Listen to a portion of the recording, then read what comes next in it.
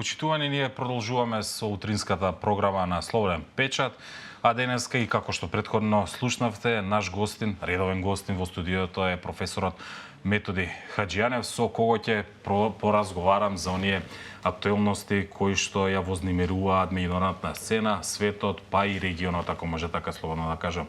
Велам добро утро за професорот Хаџијанев. Хаџијанев, добро утро уште, не знам по кој пат. Добро утро, Дејан, добро минавев. Светот повторно е во грч од ризици на блискоисточна војна и нови загрозувања на глобалниот мир. Успев да ја прочитам вашата најнова колумна. Во колумната убаво ги објаснувате кои беа индикациите, кои беа наодите и кои се размислувањата во која насока и во кој правец ќе се развива овој нов судир помеѓу две големи држави на Блискиот Исток. Интересно е што во насловот на вашата колумна велите, односно запрашувате дали Третата светска војна ќе започне толку на Блискиот Исток. Дејан, како стојат работите и динамиките во светот, многу е голема веројатноста дека ако се случи такво нешто, веројатно постојат сериозни капацитети да ескалира таа криза, особено апропо изјавите во кое што од големите сили отворено сега веќе застанаа, не на предпоставки на новинарски, анекдотски или да кажеме тврдења, ставови во кои дека ќе ги бранат едните, односно ќе ги бранат другите. САД афирмативно и практично стојат зад Израел, тоа го видовме во нападите на Иран, но Русија за прв пат сега официјално отворено стави на знаење дека ќе го брани Иран.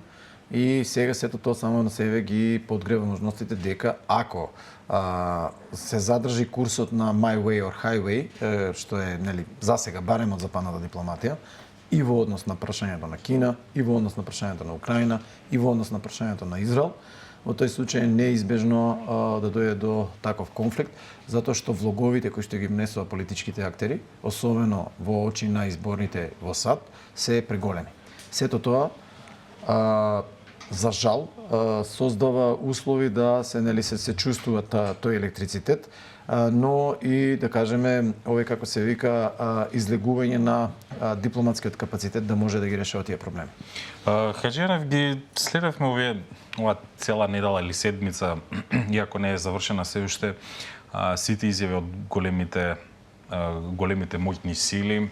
Видовме дека заседаваше и кабинетот на Нетањаху, министерот за одбрана на Израел. Видовме дека и претходно иранските власти во своја, како што велат они, дипломатска активност пред нападот успеа да ги посети сите земји од регионот. Но она што недостасуваше по нападот или по ударот на Иран врз Израел е реакцијата од Израел. Се најавуваше дека веднаш ќе се интервенира, дека ќе се возврати со некаква поголема жештина, поголема обем. Меѓутоа, еве, 4-ти, 5-ти ден од нападите, се уште немаме никаква воен одговор од страна на Израел. Мислам, дај Боже да немаме одговори, дај Боже да успее дипломатската мисија на САД, во која што, ако забележавте кампањата, они беа погласни од израелците дека успеа ни се да се вратат сите или да се одбијат 99% од нападите. Иако, пак ќе кажам, како што во колумната посочив, излегоа веќе видеа кои што укажуваат на некаква поинаква слика со голема забелешка на веродостојноста на тие видеа, бидејќи знаете, технологиите сега може да ги монтираат, вие може да преземете видео кој знае од каде и да го презервирате, да го презентирате како тако. Во секој случај, опасно е тоа што Советот за војна или за војниот совет на Израел донесе одлука дека сепак ќе врати и планираат најверојатно тоа да го направат длабоко на територија на Иран. Како ќе го изведат, тоа треба да видиме и кога ќе го изведат, нормално заради оперативни цели не го откриваат. Меѓутоа, оно што е исто така интересно е дека начинот на кој што Иран действуваше, а тоа е дека по претпоставка дека голските земји од арапскиот свет ќе го предадат, им ја дал информацијата на нив дека ќе извршат напад. Тоа сакам да ве прашам, ако во војна вие сте генерал и ги познавате одлично војните тактики, ако се земе во предвид дека секој војна или секој напад е факторот на изненадување, можеби клучен, овдека имавме на една тотално спротивставена или контрслика од тоа. Претходно беа сите од земјите од регионот запознаени дека Иран ќе го нападне Израел. Така. Токму ова Дејан е изненадувањето. Тие со овој напад немаа намера да предизвикаат штета. Ова е класичен и можеби тука е воздржаноста на САД. Ова е класичен тип на насилно извидување или каде што ви извидувате преку извидување на борбени операции. Со ваква, кога ќе го видите сега арсеналот кој што го употреби, бидејќи они не искористија некои суперсонични или хиперсонични ракети за да можеме да зборуваме дека да, они сакаат да постигнат изненадување за да го надминеше. Че они тестираат две работи. Прво тестира распореденоста на ПВО системите на Израел и на сојузниците САД. Второ, тестира колкава на вистина во пракса е толеранцијата на системот, односно колку проектили во даден момент тој систем може да задржи. Сето ова е параметар кој што може да го добиете само или ако имате тајни шпиони кои што ќе може да ви ги дадат вистинските проценки за израелската спремност и сојузничката спремност, или пак ако го направите тоа насилно, односно во војна да го. Сега они тоа веќе го мапираа. Дали на ова ќе се задржи Израел или не знаеме. Бидејќи одговорот на Израел беше да се одбрани територијата и следно оно што го направи Иран, да кажеме за разлика од прокси државите кои што или прокси актерите кои што действуваат во име на Израел и во име на Палестина, е што сите цели кои што ги упатија не беа врз цивилни структури, туку беа во гаѓање наводно на воени цели кои што сакаат да ги погодат.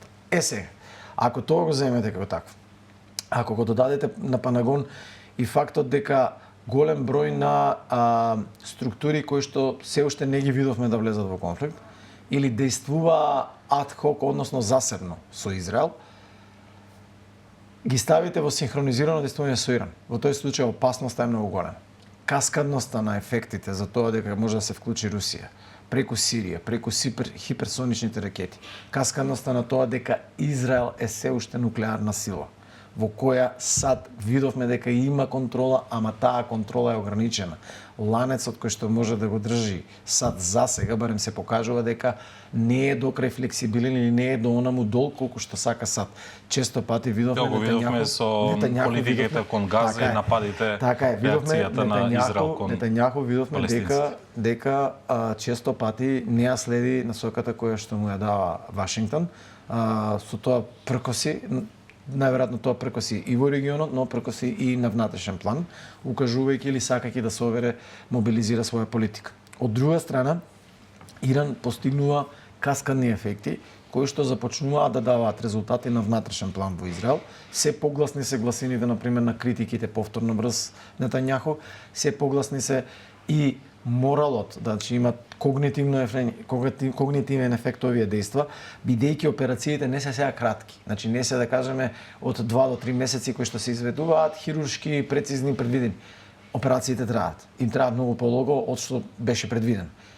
Оперативниот успех доправа треба да го видиме, бидејќи за сега резултатите ни се она што ќе ни го пласира кампањата на на Хамас и кампањата на Израел. И затоа велам треба да бидеме воздржани пред да донесеме суд, бидејќи неколку пати се покажало уште од НАТО нападите врз Југославија дека иницијалните информации кои што даваат се значително различни од она што експост-факто ќе се анализира врз основа на ефектите од оперативните дејства.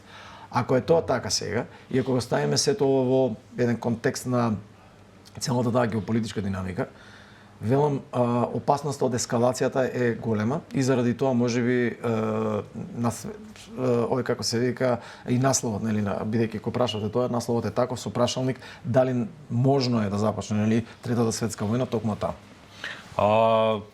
Имајќи во предвид, ги кажавте малку и некои информации кои што можеби на јавноста не им биле, на обичниот гледач не им биле доволно јасни. Кои се вашите согледувања, како ќе продолжи во краткиот период што следи децениската војна во сенка? Колку е одржлив регионалниот мир сега во моментот таму? Во моментот регионалниот мир е кревок и реков ако не се најде излез од сегашната дипломатска криза која што постои во однос на пристапот, како што реков, my way or highway, или ќе биде по мој или нема да биде, она што се случува како каскаден ефект на порасот, наместо изолација на Кина, вие имате порас на или осамостојување на Кина, или го забрзувате процесот на осамостојувањето на Кина. Во технолошка смисла, бидејќи САД со санкциите сакаше да ја стави најпред Трамп, а сега и Бајден, сакаа да ја стават во изолација Кина. Она што го гледаме, барем таа што го демонстрира, во продукцијата на тие технологии е дека тие ја забрзаа процесот на осамостојување во дигитализацијата. А бидејќи, го спомнувам тоа, бидејќи тоа е најголемиот страв на САД. Не е толку војниот, за сега тоа е најголемиот страв, затоа што знаат дека после тоа супериорноста во другите домени на војување, САД ќе нема да може да ја гарантира доколку не успее да ја задржи дигиталната супериорност и воздушната супериорност. Сега, апропо тоа, бидејќи политиката е на изолација, значи ако не прифатат одредена, да кажеме, кооперативност, коегзистенција, и ако продолжат да го игнорираат Иран како таков, за да удоволат на Израел, се ризикува дека ситуациите може да ескалираат и може да ескалираат во многу погрешна насока. Особено, пак ќе повторам, заради тоа што се покажува дека Израел е нескротлив или дека тој има своја амбиција која што се коси со вредностите кои што САД сака да ги промовира како либерално-демократски и за кои што всушност демонстрира во пракса дека ги почитува соодветно. Сега се става во ситуација да мора да гради двојни стандарди, двојни вредностни, каде што во Советот за безбедност на една страна плука по Русија за она што го прави за агресијата која што ја врши, во друга страна имате слични ситуации во кои што многу порадикални, бидејќи операциите над 80%, ајде би можеле да кажеме, во Украина се изведуваат помеѓу борбени сили. Факт е дека Русија не штеди цивилни структури, да не се лажеме, но за разлика од оно што Израел го прави, каде што ви имате масовно како се вика уништување, и сега што излегува прокси информациите излегуваат за тоа како се давале инструкции за тоа како Нью Йорк Таймс да објавува или да се воздржуваат новинарите од тоа да користат одредени термини, се става во една многу незавидна ситуација и влијае на целиот дискурс на наративот околу тој ревизионистички порив кој што постои помеѓу авторитарниот и либералниот свет, со што го става либералниот свет во една ситуација да непотребно се брани од некакви ситуации кои што не се бранат. Ја споменавте пред малку поддршката на Русија во регионот, на Блискиот Исток, односно на Иран во конкретниот случај. Колку на Русија во овој момент и одговара да дава било каква некаква поддршка на Иран, ако се земе во предвид дека изминатиот период Иран воено ја помагаше Русија со дронови, со истите дронови кои што нападнаа, и колку дестабилизацијата на Иран, евентуална, говориме, би одмогнал на Русија во имајќи во предвид војните случувања во Украина. Можеме ли таква една компарација да направиме? Апсолутно можеме. Внимавајте, таму тоа е улица во две насоки. Одвлекувањето на Русија во Иран не е одвлекување само на Русија, тоа е одвлекување и на западот од Украина. Затоа што сега, денеска веќе имате проблеми во Америка, затоа кога ќе ја приоритизирате, дали ќе ја приоритизирате помошта воена за Украина или ќе ја приоритизирате помошта воена за Израел. Значи сега веќе е проблем.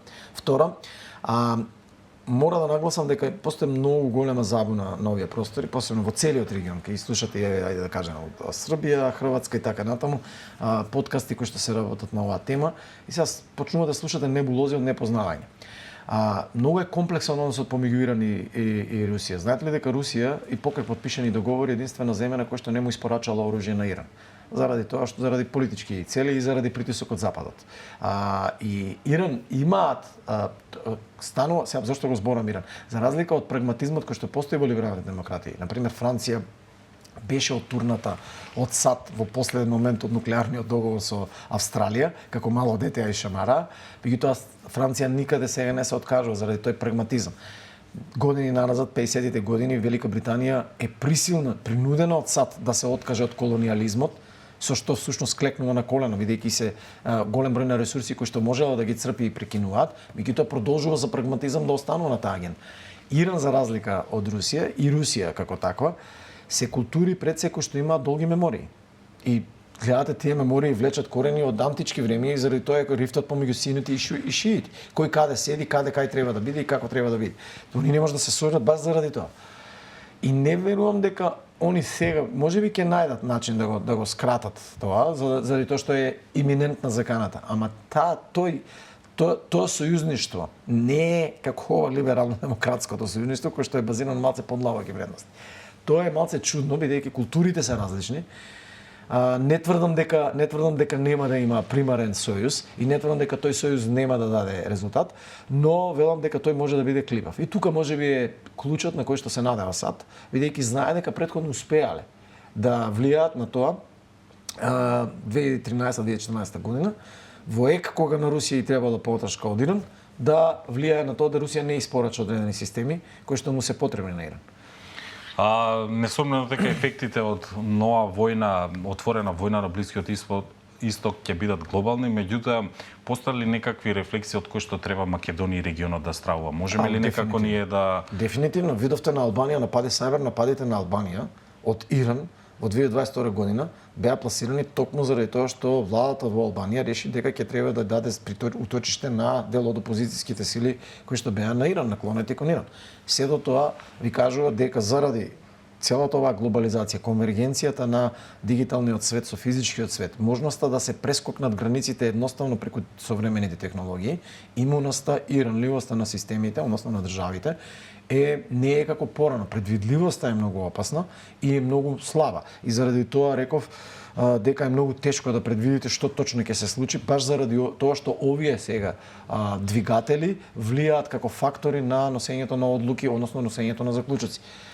Конкретно да кажам, очекувате некакви поскапување на нафтените деривати? Дефинитивно, ако дојде до она што прво што се спомена во светските медиуми дека ќе има скоки раст на цената на нафта. Таму ќе има скоки раст на цената на нафта, тоа ќе оди на корист на контото на Русија. Русија тоа го посакува бидејќи тој е значителен извор кој што ќе треба сега да го осигура ланецот во кој што Русија го прави. Инаку, само да напоменам, додека Европа спие и покрај тоа што има мобилност и движење, дека Европа спие, Русија веќе премина на целосно, ја преориентираше целата своја економија во одбранбена, односно воена економија, каде што голем дел од фабриките, од наменската индустрија веќе не работи за пазарот на оној класичниот комерцијалниот пазар, туку работи за потребите на воената индустрија. Хаџенев, ти благодарам уште еднашка за изнесените ставови и размислувања во однос на ова ново жариште на Блискиот Исток, како можеме така да го наречеме. Со тебе се гледаме, со вас се гледаме веќе следната недела со нови анализи на меѓународната политика. Ви благодарам уште еднашка што бевте гостин во утринската емисија. Почитувани, ние продолжуваме со емисијата на Слободен печат. Веднаш под краткиот джингл и рекламите, на ова место ќе седне мојот колега Денис Абдула, со кој ќе поразговара со неговите гости од рубриката на култура и забавниот живот. Ви предлагам да останете со програмата на Слободен печат.